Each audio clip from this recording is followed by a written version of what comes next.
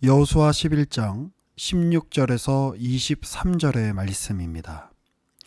여호수아가 이같이 그 온 땅 곧 산지와 온 네겝과 고센 온 땅과 평지와 아라바와 이스라엘 산지와 평지를 점령하였으니 곧 세일로 올라가는 한락산에서부터 헤르몬산 아래 레바논 골짜기의 바알갓까지라. 그들의 왕들을 모두 잡아 쳐 죽였으며 여호수아가 그 모든 왕들과 싸운 지가 오랫동안이라. 기브온 주민 히위 족속 외에는 이스라엘 자손과 화친한 성읍이 하나도 없고 이스라엘 자손이 싸워서 다 점령하였으니 그들의 마음이 완악하여 이스라엘을 대적하여 싸우러 온 것은 여호와께서 그리하게 하신 것이라.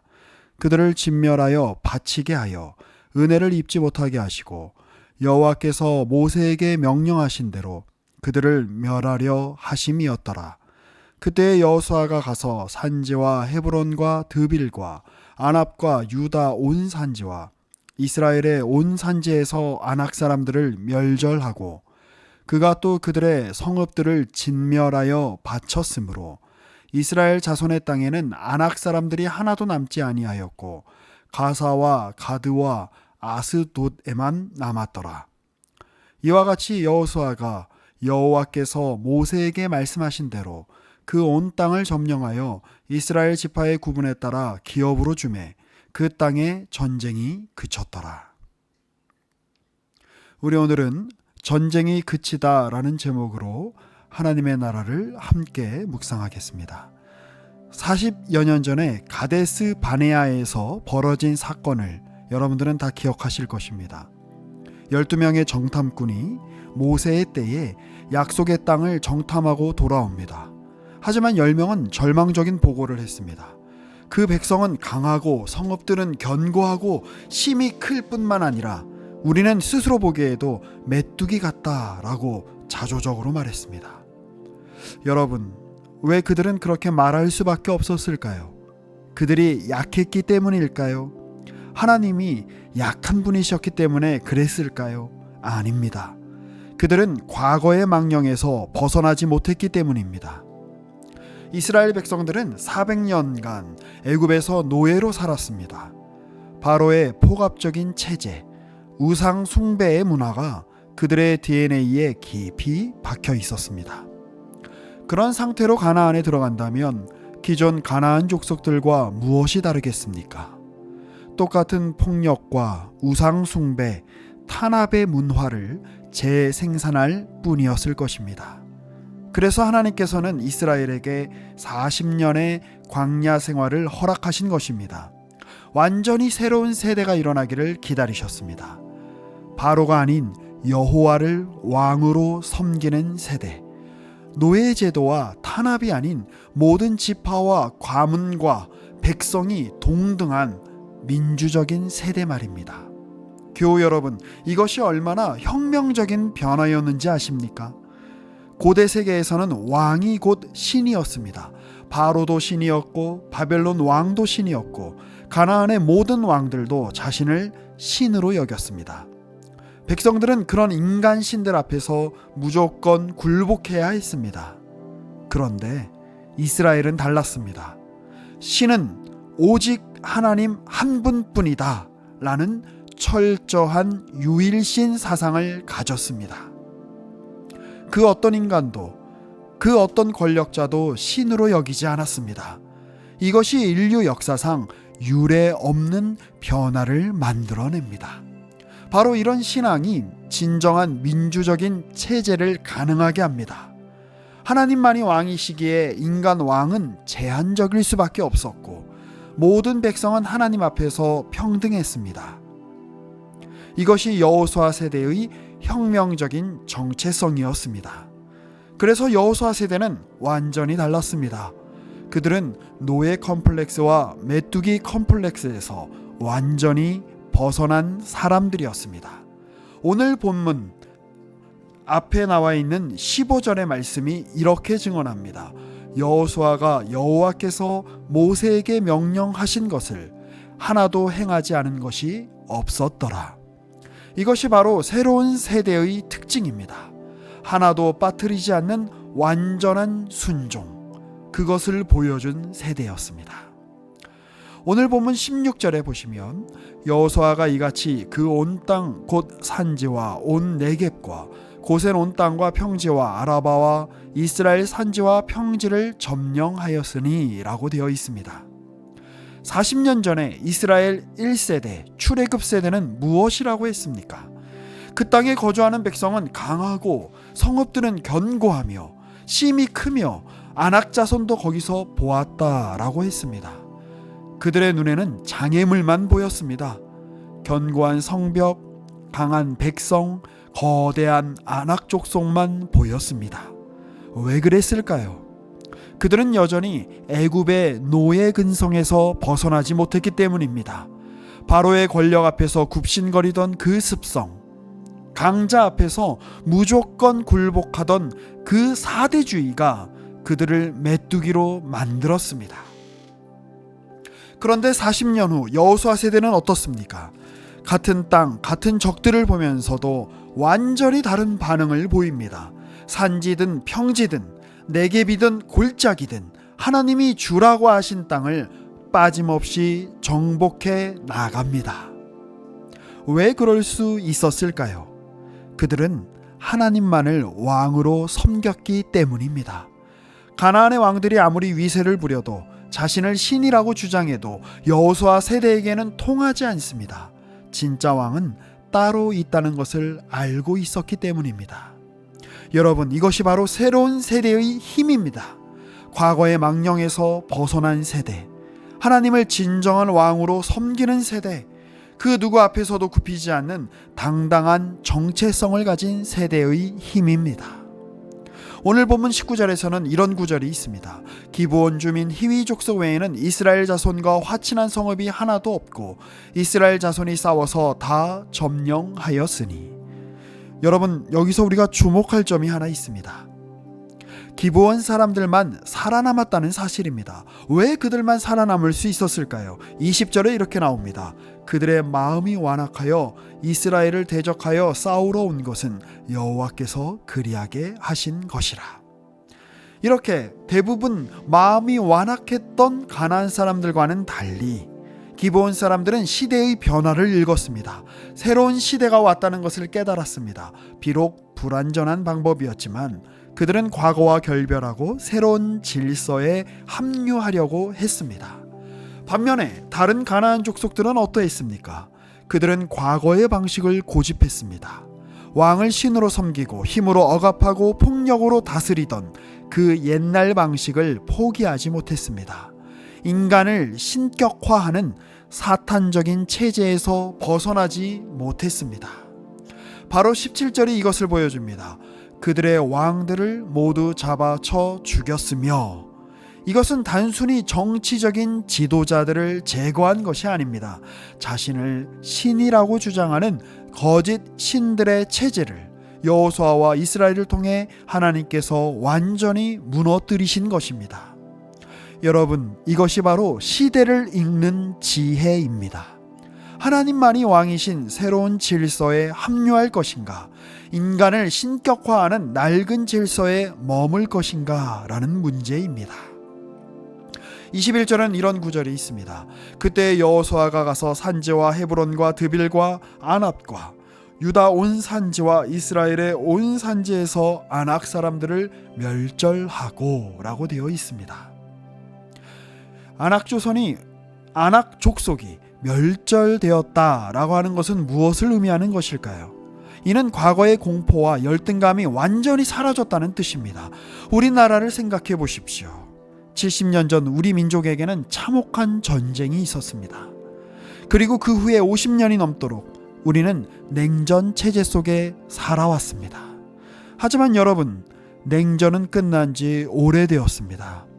폭력적이고 권위주의적인 시대도 종결되었습니다. 이제는 우리의 고유성을 가지고 당당히 세계와 맞설 수 있는 세대가 되었습니다. 그런데 문제는 무엇입니까?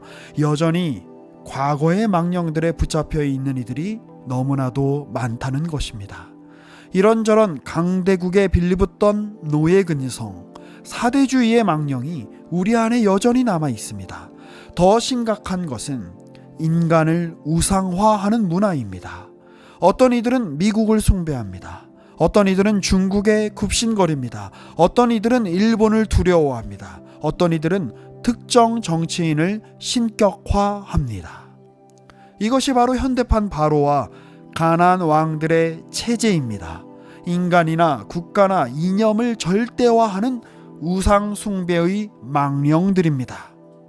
여러분, 여호수아 세대가 가나안 왕들을 쳐 죽였듯이 우리도 이런 모든 형태의 우상 숭배와 인간 신격화의 망령들을 완전히 떨쳐 버려야 합니다. 그래야 우리의 가나안을 정복할 수 있습니다. 성도 여러분, 오늘 본문의 마지막 구절인 23절을 다시 한번 보겠습니다.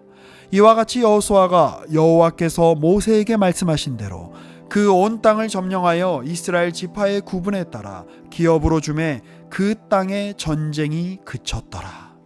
그 땅에 전쟁이 그쳤더라. 이 얼마나 감동적인 선언입니까? 교우 여러분, 전쟁이 그친다는 것은 단순히 총칼이 멈춘다는 뜻이 아닙니다. 근본적인 질서의 변화를 의미합니다. 이스라엘이 가나안을 정복했다라고 하는 것은 인간을 신격화하는 사탄적인 체제가 무너지고 하나님만이 왕이신 새로운 질서가 세워졌다는 뜻입니다. 더 이상 왕이 백성 위에 군림하지 않고 모든 지파와 가문이, 모든 백성이 이스라엘이라고 한다면 하나님 앞에 평등하게 땅을 분배받는 공동체가 만들어진 것입니다. 이것이 바로 세계 최초의, 인류 역사 최초의 민주적인 체제였습니다. 하나님만이 절대 주권자이시기 때문에 인간 권력은 제한적일 수밖에 없었고 모든 백성은 하나님의 형상을 지닌 존재로서 존중받았습니다. 우리나라도 마찬가지입니다. 진정한 평화는 모든 형태의 인간 우상화에서 완전히 벗어날 때 가능합니다. 더 이상 강대국을 숭배하지 않고 특정 정치인을 신격화하지 않고 권력자에게 굽신거리지 않는 나라가 될 때 더 이상 이념과 지역, 세대로 갈라져 싸우지 않고 모든 국민이 하나님 앞에서 평등하게 존중받는 사회가 될 때 비로소 우리 땅에도 전쟁이 그칠 것입니다. 여러분, 오늘 우리는 시민으로서 권력을 위임할 대표를 선출합니다. 약 6개월간의 정치적인 혼란을 끝내고 새로운 질서를 만들어가야 하는 중요한 시점입니다. 그런데 여호수아의 완전한 순종이 우리에게 던지는 진짜 도전이 무엇일까요? 그것은 모든 형태의 인간 우상화를 거부하는 것입니다. 냉전 시대의 낡은 사고방식, 강대국에 의존하려고 하는 사대주의, 권력자를 신격화하는 구태의연한 방식들 말입니다. 우리 믿는 이들이 먼저 시작해야 합니다. 교회 안에서부터 인간 권위를 절대화하는 문화를 청산해야 됩니다. 목사를 우상화하거나 장로의 권위를 절대시하거나 연령이나 경제력으로 서열을 매기는 그러한 현대판 바로의 체제, 가나안 왕들의 체제를 버려야 합니다.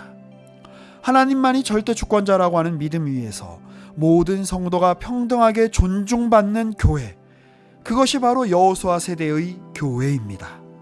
그리고 사회도 마찬가지입니다. 진보이든 보수이든 과거의 이념 우상화에서 벗어나야 됩니다. 미국이냐 중국이냐 자본주의냐 사회주의냐 하는 이분법적인 사고, 특정 정치인을 구세주처럼 떠받드는 정치적 우상 숭배에서 벗어나야 합니다. 사랑하는 교우 여러분, 우리는 여호수아 세대가 되어야 합니다. 과거의 노예 근성과 메뚜기 컴플렉스에서 완전히 벗어난 세대, 하나님만을 왕으로 섬기며 그 어떤 인간도 우상화하지 않는 세대, 하나님의 공의와 평등을 이 땅에 실현하는 당당한 세대 말입니다. 40년 전 메뚜기 같았던 이스라엘이 결국 가나안을 정복하고 평화를 이루어냈습니다. 그 비결은 과거와의 완전한 결별이었습니다. 우리나라도 마찬가지입니다. 70여 년 전 전쟁의 폐허에서 시작했지만 이제는 세계가 주목하는 나라가 되었습니다. K-팝, K-드라마, K-문화로 전 세계에 영향을 미치고 있습니다. 하지만 아직 갈 길이 멉니다. 진정한 가나안 정복은 이제부터입니다. 모든 형태의 인간 우상화와 권력 신격화의 망령들을 떨쳐버리고 하나님만이 주권자이신 진정한 민주주의가 실현되는 나라를 만들어가는 것 말입니다. 그럴 때 우리나라는 진정한 가나안, 진정한 동방의 빛이 될 것입니다. 북녘의 동포들이 우리를 보며 우리도 저렇게 살고 싶다라고 말하는 나라, 세계 각국이 우리의 하나님 중심적인 민주주의를 배우려고 하는 그런 나라가 될 것입니다. 저는 오늘 이 시간 우리 각자의 마음에서 모든 형태의 우상 숭배가 사라지기를 간절히 바라며 축복합니다. 인간을 신격화하는 노예 근성, 권력자를 절대시하는 사대주의, 이념을 우상화하는 극단주의의 모든 가나안의 왕들이 우리에게서 완전히 멸절되기를 주의 이름으로 축복합니다.